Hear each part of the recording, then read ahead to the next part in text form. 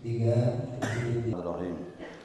Alhamdulillahi rabbil alamin. Allahumma salli ala nuril anwar wa sirril asrar wa tiryakil aghyar miftahi babil yasar sayyidina wa maulana Muhammadinil mukhtar wa alihi al-athhar wa ashabil akhyar adada ni'amillahi wa ifdalihi. Subhanaka la ilma lana illa ma 'allamtana innaka antal alimul hakim. Allahumma dzakirna ma nasina wa 'allimna ma jahilna wa la haula wa la quwwata illa billahil aliyyil azim. Qala musannif rahimallahu ta'ala wa nafa'ana bi'ulumihi fid dharain amin. Para jamaah salat subuh rahimakumullah. Assalamualaikum warahmatullahi wabarakatuh. Alhamdulillah, senantiasa kita mengaturkan pujian dan syukur kita kepada Allah atas limpahan rahmah hidayahnya. Subuh ini kita dapat melanjutkan kajian kita, mudzakarah kita, panduan kitab Bidayatus Salikin. Menyambung pembahasan kita yang lalu, ya, tentang Islam, iman dan ihsan. Amaliyahnya syariat, tariqat, hakikat. Nah, jadi untuk mencapai tiga macam ini, ya, Islam, iman, ihsan, amalnya syariat, tariqat, hakikat. Nah, jadi itu urutannya tuh. Saya ulangi. Islam, iman, ihsan, syariat, tariqat, hakikat.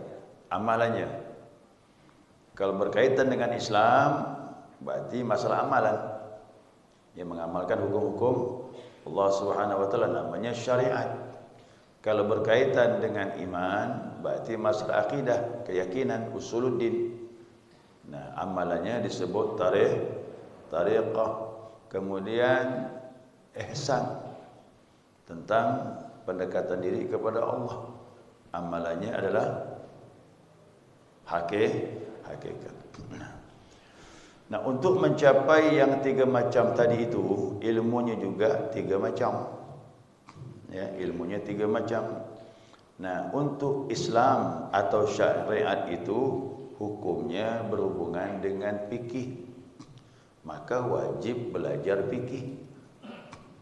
Hukumnya fardu ain.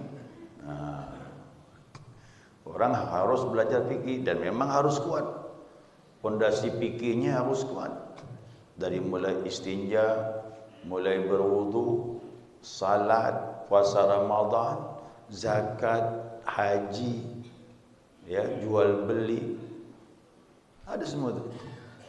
Pinjam meminjam, hutang piutang, semuanya diatur dalam Islam. Itu hukum-hukum itu. Kitabnya fikih. Jadi tidak ada tasawuf yang melemahkan fikih dan tidak akan mencapai derajat mendekatkan diri kepada Allah kecuali pondasi fikihnya harus kuat. Orang beramal harus dengan fikih. Salat, mulai dari takbir sampai salam, mana rukun, mana syarat, mana sunnah abad, mana sunnah hayat, mana yang membatalkan, mana tidak, mana yang tinggalkan harus sujud sahwi dan tidak. Oh, itu fikih semua itu. Ya. Nah, jadi namanya fikih belajar. Wajib belajar fikih. Nah, fikih macam-macam. Di Baitur Rahim fikih, walaupun ilmu hadis. Hadisnya berkaitan dengan fikih. Al-Hikmah juga begitu. Kitab Fathul Mu'in bicara tentang fikih. Syakirin juga begitu, bicara tentang fikih. Nah, jadi jangan sampai orang salah paham. Tu katanya, Ustaz Awab tu ngajar tinggi betul, tauhid, tasawuf. Istinja dulu kata dia. Dia ngomong gitu tuh. Memangnya kita tak belajar istinja. Ya, justru kita menyempurnakan, semuanya wajib kita belajar. Fardu ain hukumnya. Kita tidak menyepelekan syariat. Oh, wajib. Saya pun marah siapa yang menyepelekan syariat. Siapa menyepelekan syariat berarti menyepelekan aturan hukum Allah Subhanahu wa taala. Ya, hati-hati kita berlindung kepada Allah. Dan memang yang saya takutkan orang belajar ilmu tentang tasawuf tapi menyepelekan fikih, itu orang tak betul. Itu orang konslet. Ada yang tak beres tu dah. Ya. Nah, kemudian lagi masuk urutan yang kedua yaitu iman. Naik kepada iman berarti amalannya tariqah. Sebelum mengamalkan tariqah harus ada ilmunya. Ilmunya namanya ilmu tauhid atau usuluddin. Ini urutannya kurang pas nih. Usuluddin diletakkan nomor 3, sebenarnya nomor 2. Nah, usuluddin itu ilmu tauhid. Nah, ada istilah orang dulu, awwaluddin ma'rifatullah. Pertama agama mengenal Allah, mengenal dengan dalil. Itulah usuluddin. Wujud, qidam, baqa, terus sampai selesai. Maka saya mengajar di Gang Haji Ali dulu. Itu saya katakan, Pak Haji Ali itu masih hidup. Saya ini Pak Ustaz belajar ilmu usul sudah 5 kali kata. 5 kali ulang belajar ilmu usul. Faham dia. Dia nyebutnya bukan tauhid, ilmu usul. Inilah usuluddin. Ya, usuluddin asal agama, mengenal Allah Subhanahu wa taala. Paham dia istilah-istilahnya. Sifat ma'ani, sifat ma'nawiyah, sifat nafsiyah, paham dia. Itu orang dulu begitu. Istilah-istilah pun dia masih hafal. Ya. Nah, wajib belajar ilmu tauhid. Maka jamaah yang mengambil zikir tariqah harus belajar ilmu tauhid atau usuluddin. Disitulah dikaji tentang la ilaha illallah Muhammadur Rasulullah. Itu lautan ilmu tauhid. Kita ngamalkan tariqah, situ dia ilmunya. Maka jamaah-jamaah dulu yang ditalkin, wakil talkin sebelumnya banyak ribuan untuk di Pontianak ini. Kenapa mereka bubar, tak ngamalkan lagi? Karena ilmunya tidak ada. Kalau saya tidak, konsep saya mengajar tauhid dulu, sifat 2. Sifat 20 ini selesai sudah, tuntas, baru talqin zikir. Begitu saya punya konsep. Makanya pakai talqin sebelumnya yang di Sukabumi, Ustaz Jajan Zainal Abidin, dia mengatakan, itu bagus. Udah belajar tauhid, selesai tuntas, talqin kata dia. Saya begitu, jamaah udah selesai baca tauhid, talqin. Tapi di Masjid Darul Muttaqin belum selesai udah talqin. Lebih hebat di sini. Belum selesai sudah talqin. Kenapa? Haji mumpung. Mumpung wakil talqin datang. Kapan lagi mengundang? Itu. Dia sekarang nih, ya, lama sudah nih, hampir 2 tahun kosong nih. Tidak ada wakil talqin datang. Jamaah ikut belajar, ikut zikir, ada yang belum ditalqin. Maka nanti siap-siap ditalqin dan tuntaskan belajar usuluddin. Ya, usuluddin. Yang udah mengulang lagi boleh di Masjid Al-Ikhwan. Ya, Al-Ikhwan kita mengulang lagi tentang akidah tauhid ini. 5 kali Haji Ali itu belajar ilmu usul, mengulang-ulang. Khatam, ulang lagi. Khatam, ulang lagi. Ya, memang harus diulang-ulang, diasah istilahnya. Ya, diasah-asah, akhirnya maknanya bisa keluar bertambah dan sebagainya. Nah, itu amalannya adalah tariqah, ilmunya usuluddin. Ya, ilmunya usuluddin. Derajatnya iman. Untuk jadi mukmin, belajar ilmu usuluddin dan amalkan tariqah. Kemudian masuk lagi makam ihsan. Tadi kan Islam, iman. Ini sekarang ihsan. Ihsan itu adalah hakikat, mencapai buah amalan. Ilmunya juga ada, namanya tasawuf. Tasawuf belajar itu bersihkan hati. Itu tasawuf. Penyakit-penyakit di hati dibersihkan, beramalnya, Ya, tidak lagi mengharapkan pahala, tapi pengen cari redha Allah Subhanahu wa taala. Jadi orang beramal cari pahala tidak salah secara syariat betul. Tapi kalau sudah masuk hakikat, dia beribadah mencari redha Allah Subhanahu wa taala. Maka naik itu. Itu masya-Allah. Redha Allah a'zamu indallah. Mencari redha itu lebih agung di sisi Allah Subhanahu wa taala. Cuma kita berangkat dari bawah dulu. Ya. Jadi saya sampai jemaah sekalian mengingatkan, tolong 3 ilmu jangan tak belajar ni. Harus dia. Belajarlah fikih, bagaimana cara ibadah. Belajarlah ilmu akidah tentang iman ni, itu tauhid, usuluddin, supaya kenal siapa yang kita sembah. Belajarlah ilmu tentang ihsan, iaitu tasawuf, yang mana jalan mendekatkan diri kepada Allah Subhanahu wa taala. Maka ulama membagi bahwasanya amalan syariat, amalan tariqat, amalan hakikat, derajatnya Islam, iman dan ihsan. Syariat atau Islam itu amalan ibadah. Yang kedua, masuk tarikat ubudiyah. Ubudiyah atau penghambaan diri kepada Allah. Banyak ibadah dengan syariat, akhirnya kita ubudiyah, penghambaan diri kita menjadi benar kepada Allah Subhanahu wa taala. Kalau sudah sampai derajat hakikat, itu namanya ubudah. Ubudah itu apa? Orang yang merdeka. Merdeka. Siapa merdeka? Orang yang tak terikat lagi dengan hawa nafsunya. Orang yang tak terikat lagi dengan makhluk. Dia bebas. Kenapa? Dia menghambakan diri kepada Allah Subhanahu wa taala. Itu namanya ubudah. Jadi orang Arab banyak namanya ubud. Orang Arab banyak namanya ubud. Bagus tu.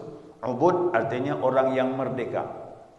Ubud dia orang yang tidak lagi terikat dengan hawa nafsu, tak lagi terikat dengan makhluk, tak lagi menghambakan dengan makhluk. Dia hanya menghambakan dengan inilah yang kata Nabi SAW. Nabi kan pernah bilang sama Abu Sufyan, abu yang lain tu banyak. Ya. Banyak Pak Abu. Zaman Nabi tu banyak Pak Abu. Abu Bakar bagus, ikut Nabi. Ada Abu Jahal, Abu Sufyan waktu itu. Ya, Abu Sufyan belum beriman. Masih kafir. Dia minta dengan Nabi Muhammad, tolonglah ya Muhammad, jangan lagi kau memperolok Tuhan kami.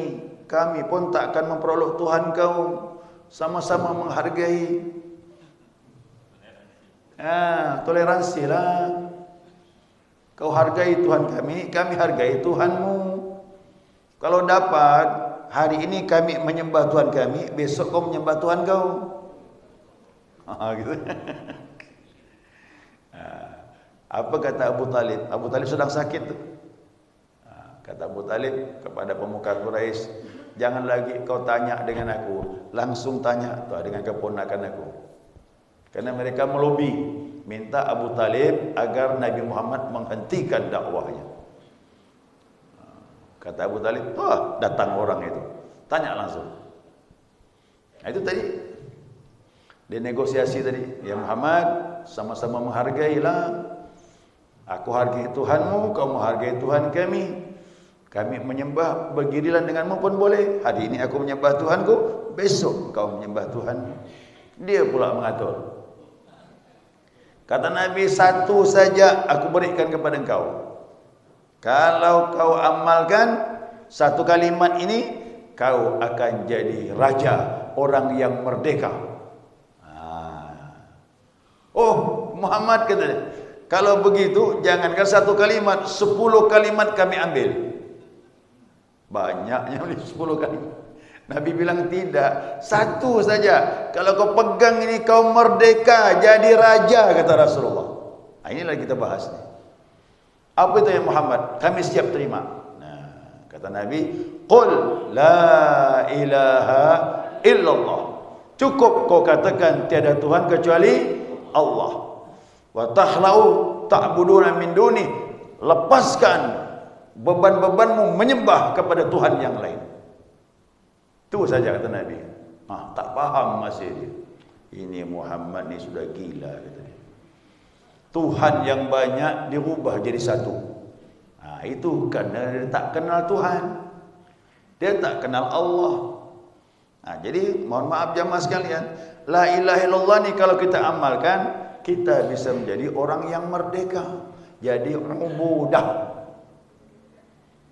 Begitulah sahabat, jadi orang merdeka dia. Kenapa? Enak ikut Muhammad sallallahu alaihi wasallam. Kita menjadi orang yang merdeka, tak lagi takut dengan makhluk, tak lagi menghambakan dengan makhluk. Bilal itulah yang terasa betul. Selama ini kata Bilal, aku jadi hamba manusia kata dia. Bilal kan hamba saya. Jadi hamba manusia. Begitu datang ajaran Rasulullah, inilah yang aku inginkan. Dia mau bebas. Dia tak mau terikat dengan manusia. Bukannya nyaman hamba saya dulu itu.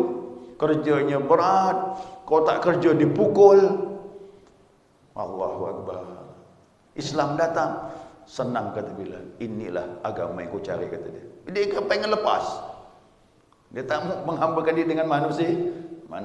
Zaman ini juga begitu. Siapa yang menghambakan diri dengan manusia, takut dengan manusia, kemudian menghambakan hawa nafsu, sebenarnya dia bukan orang yang merdeka. Kalau mau merdeka, ayo amalkan ini. Banyak-banyak. La ilaha. Cukuplah kita jadi hamba Allah saja. Jangan jadi hamba yang lain. Kalau begini insya-Allah Pak, Bu, kita jadi orang yang benar. Kita meninggal pun insya-Allah meninggal yang indah nanti. Nah, maka dikatakan juga syariat itu an ta'budahu. Syariat itu kau menyembah. Ibadah. Wa tariqah an taqsudahu. Tariqat itu kau bermaksud mendekatkan diri kepada Allah. Ingat, inilah tariqat. Ilahi anta maksudi. Orang bertarikat bermaksud menuju kepada Allah. Jadi sekarang pasangkan niat, apapun amal, ilahi anta maksudi. Berzikir, ilahi. Baca Al-Quran, ilahi. Bersedekah, ilahi. Pergi haji. Jadi kau dah masuk tarekat, semua ibadah kesana semua dah. Jangan macam-macam lagi pikiran dah. Kalau bercabang-cabang kurang hasilnya. Sebagaimana kita salat, usalli fardhu subhi rak'ataini ma'muman lillahi. Itu penekanan itu lillahi ta'ala. Sama dengan Allah yang kau maksud semata-mata untuk Allah. Ya. Kemudian masuk derajat yang ketiga, wal haqiqatu an tashhadahu. Hakikat itu kau menyaksikan. Ini buahnya Pak.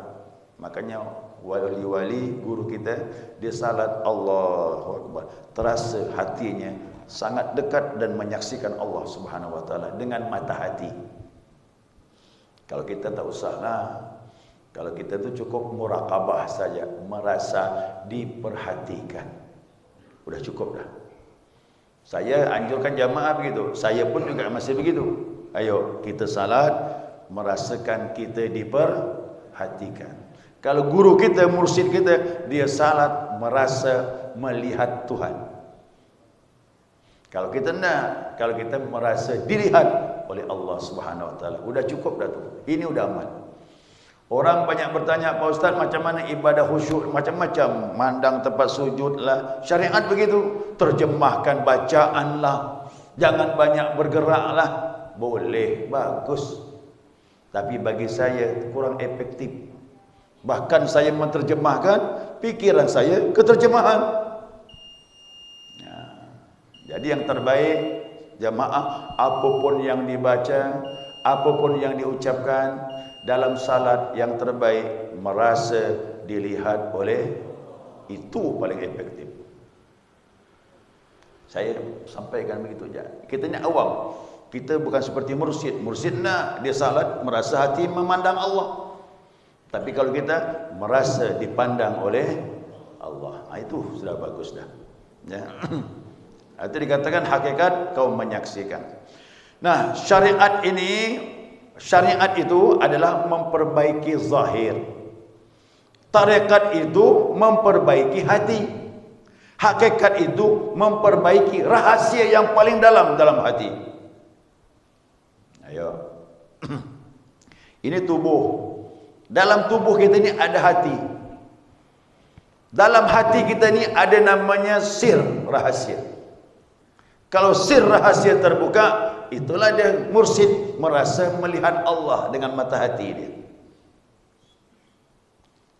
Sebenarnya kita tak jauh sama Allah, cuman tak dibuka. Dia masih tertutup. Tugasnya tarekat inilah untuk membuka itu semuanya. Tarekat inilah tujuannya untuk membuka hati. Kemudian lagi, bagaimana beramal dengan syariat ini? Yaitu taubat. Siapa ngambil tarekat, amal syariatnya dengan taubat, takwa. Takwa itu apa?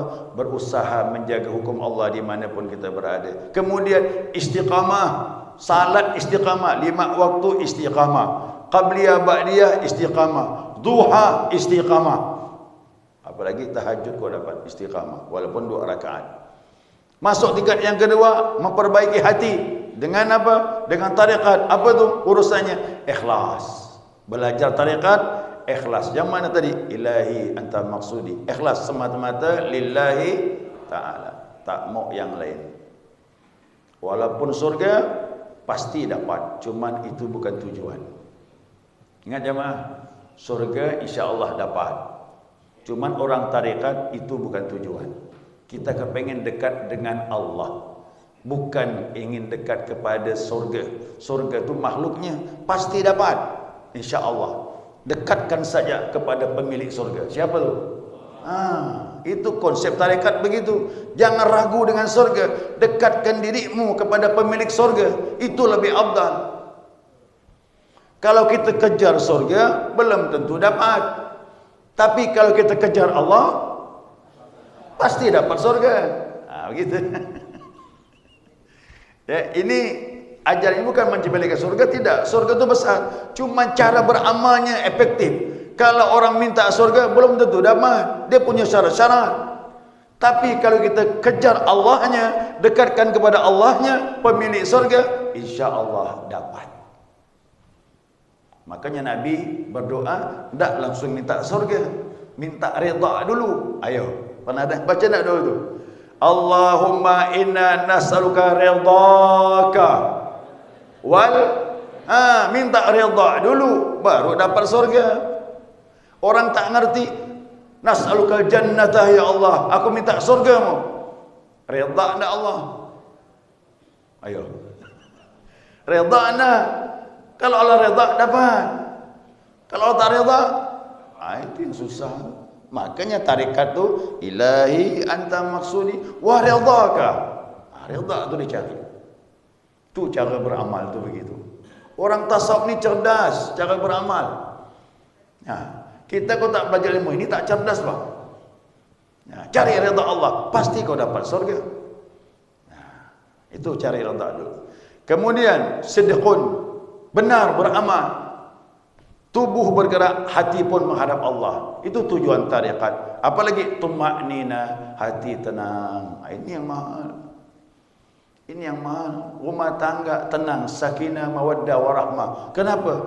Rumah tangga sakinah, mawaddah, warahmah, suami istrinya hatinya sama-sama tenang. Yang hancur itu yang gelisah, berkelahi. Kenapa? Jauh dari Tuhan. Susah nak dijamin rumah tangga yang tenang. Kenapa? Hati tak tenang. Tapi kalau hati tenang, insya-Allah rumah tangga kita berkah. Yang diberkahi oleh Allah SWT. Orang dulu itu salut saya orang dulu. Itu betul-betul kalimat dikatakan penghulu, tidaklah memisahkan kalian kecuali maut. Itu orang dulu. Orang dulu itu tak ada macam-macam bang. Dijodohkan kekal sampai tua. Anak sekarang bercinta tak jadi apa-apa. Umur jagung. Umur jagung. Pergi melamar jauh-jauh, berangkat pakai pesawat satu keluarga. Barang hantaran apa, waduh, jauh pula ni berangkat. Begitu kahwin 2 bulan, cerai. Ya. Orang dulu cuma dijodohkan, tapi kekal sampai tua. Apa sebab? Dididik. Jangan kau tinggal salat, jangan kau tinggal zikir, jangan kau tinggal ibadah kepada Allah Subhanahu Wa Taala. Itu orang dulu berkah dia. Kemudian masuk kepada hakikat, yaitu muraqabah dan musyahadah dan sebagainya. Nah, ya, hakikat muraqabah, musyahadah, menyaksikan Allah Subhanahu Wa Taala. Baik jamaah, kesimpulan ni ya, biar paham ni. Islam, iman, ihsan, ni jenjang. Jenjang ni harus dilalui. Kuatkan syariat, jalani dengan tarekat, insya-Allah dapat buah hakikat. Alatnya apa? Bawah berjalan dengan fikih, cara hukum-hukum Allah, naik kepada tarekat bertauhid, naik kepada hakikat dengan ilmu tasawuf. Dan tidak boleh kita naik ke atas kalau pondasi di bawah tidak kuat. Dan tidak boleh bertarekat kalau syariat tak kuat. Ya. Dan tidak akan naik kepada hakikat kalau amal tarekatnya tidak istiqamah. Ini jenjang ni, jenjang naik ni yang harus kita lalui. Masya Allah. Ayo kita berjalan. Ini dunia tempat kita berjalan dengan syariat. Mudah-mudahan kita istiqamah dalam tarekat. Dari tarekat mudah-mudahan kita mendapatkan hakikat, merasakan kedekatan diri dengan Allah Subhanahu Wa Taala. Inilah negeri yang kita cari, negeri ketenangan bersama Allah Subhanahu Wa Taala. Insya-Allah, mudah-mudahan, amin ya rabbal alamin. Baik jamaah, saya kira cukup. Mudah-mudahan bisa dipahami. Kita lanjutkan muzakarah. Kalau ada pertanyaan, masih ada waktu. Waalaikumsalam warahmatullahi. Saya ingin bertanya Ustaz. Tadi Ustaz itu bilang ada ahli syariat, tarekat dan tasawuf. Yang saya tanyakan, kalau kita lihat dari syariat, orang itu hebat sekali. Dalilnya juga, dalilnya pandai lah itu. Orang syariat. Karena Ustaz bilang tadi. Tapi juga itu juga kan. Tetapi pada saat kita dengan baca rukus tadi memakan Allah masalah itu, seakan-akan dia ni gaya macam alergi itu. Bukan nama itu zaman Rasul kita tak ada betul itu. Dalilnya kuat. Kita tak apa-apa dari Rasul tak ada sehebat apapun amal. Kalau tak dituntutkan oleh Rasul, pasti salah ada. Tapi dari sisi lain, saya dengan Ustaz tadi, tauhid yang kuat itu adalah la ilaha illallah. Jadi itu seakan-akan alergi itu. Asal kita nggak mampu cepat hilang. Kesannya tak senang gitu. Ya. Salam. Kita sesuatu yang tidak kita pahami, lalu kita berkata itu tidak ada. Padahal bukan tidak ada, kita yang tak paham. Dalil zikir tu banyak. Paling banyak tu dalil zikir.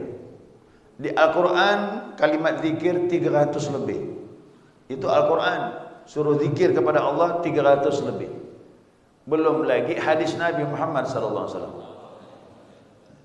Bagaimana mungkin kita mengatakan zikir la ilaha illallah itu tak dituntun Nabi? Enggak hadis jelas. Nabi suruh zikir banyak. Ya, kita zikir sampai 200, 300. Mana dalilnya? Al-Quran. Sampai 1000, 2000, mana dalilnya? Al-Quran. Ya ayyuhalladzina amanu dzkurullaha dzikran katsira. Hai orang beriman, zikirlah kepada Allah zikir yang banyak. Yang nyuruh siapa tu? Allah yang nyuruh. Jangan bilang tidak ada. Nah, hadis, banyak lagi hadis. Afdalu qultu ana wan nabiyuna min qabli la ilaha illallah ucapan yang paling afdal yang aku ucapkan dan nabi-nabi sebelum aku. Ingat Nabi itu 124.000 nabi mengamalkan la ilaha illallah. Bagaimana mungkin kau katakan tidak ada? Bukan ini pakaian para nabi? Khusus lagi kita dan Nabi Muhammad. Dah jelas.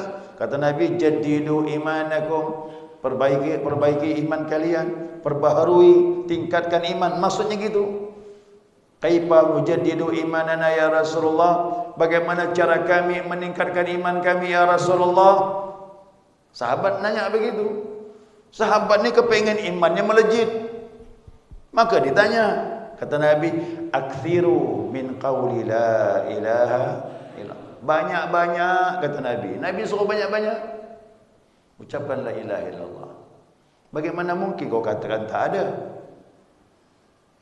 Jadi orang sekarang ini sesuatu yang dia tidak paham lalu ngambil kesimpulan tidak ada. Itu yang salah. Coba jujur kita.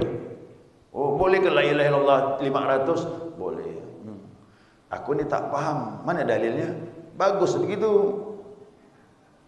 Nanti saya carikan. Kita carikanlah dalilnya, tunjukkan. Jangan bilang kok amalan Nabi tak buat, apa kita buat? Apa nak dibuat kata dia? Baguslah berzikir. Berzikir ni saya tak pandang dalil lagi dah. Di masa Nabi SAW, sahabat duduk berzikir. Nabi tak tuntun, duduk kumpul. Nabi tak nyuruh, dia duduk kumpul. Bukan setelah salat, bukan.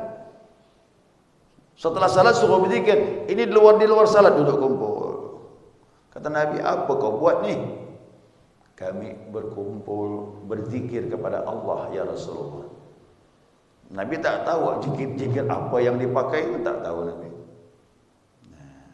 Kalaulah memang ini yang kalian lakukan, kata Nabi bilang, maka disenangi oleh penduduk langit. Kita berzikir ni Pak, malaikat ni mengintai. Mana majlis zikir ni? Dia cari. Kitab Riyadhus Shalihin tu panjang lebar pembahasannya. Hadisnya panjang. Sesungguhnya kata Nabi, Allah mempunyai malaikat tawaf keliling dan sebumi ini. Apa dicarinya? Majlis zikir dicarinya. Cari. Kalau udah sampai ketemu, dia bilang, halummu lihajatikum, halummu ila hajatikum. Ayo, manggil kawannya. Nah, tempat ni yang kau punya hajat ketemu ni. Ramai dia datang. Kumpul di situ. Zikir apa? Terserahlah. Subhanallah ke, alhamdulillah ke, la ilaha illallah ke, Allahu akbar.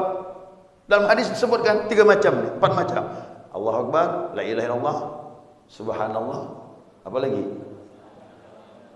Alhamdulillah. Kumpul dia ramai. Udah selesai berzikir, kembalilah malaikat. Kembali malaikat kepada Allah. Allah tanya, dari mana kau? Padahal Allah Maha tahu. Sebenarnya saya tanya, tapi untuk pelajaran bagi kita. Allah tanya, padahal kata Nabi, Allah Maha tahu. Dari mana kalian? Dari majlis zikir hambamu ya Allah. Apa disebutnya? Dia memuji engkau ya Allah. Apa yang dia minta? Surga ya Allah. Udah menang surga belum? Belum ya Allah. Kata malaikat, bagaimana kalau mereka mandang surga? Tentu lebih banyak ibadah lagi, berzikir kepada engkau ya Allah. Begitu. Allah tanya lagi, apa yang mereka minta perlindungan? Mereka berlindung dari neraka ya Allah. Udah lihat belum? Belum ya Allah. Bagaimana kalau lihat neraka ni?